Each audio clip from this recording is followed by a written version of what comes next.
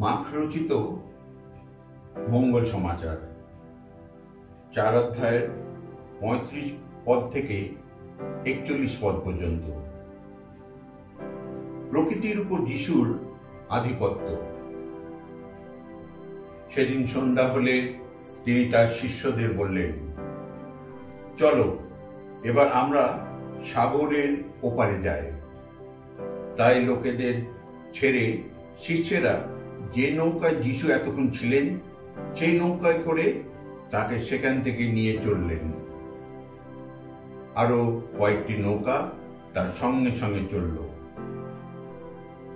তখন হঠাৎ ঘূর্ণিঝড় উঠল, আর ঢেউ এমন ভাবে নৌকার উপর আছড়ে পড়তে লাগলো যে তা জলে ভরে যাবার উপক্রম হলো। যিশু কিন্তু পিছনের দিকে নৌকায় গদিটার উপর মাথা রেখে তখন ঘুমোচ্ছিলেন। শিষ্যেরা তাকে জাগিয়ে তুলে বললেন, গুরু, আমরা যে মরতে বসেছি, ব্যাপারটা কি আপনার কাছে কিছুই নয়? তিনি তখন জেগে উঠে বাতাসকে ধমক দিলেন, সাগরকে বললেন, শান্ত হও, স্থির হও। সঙ্গে সঙ্গে বাতাস থেমে গেল।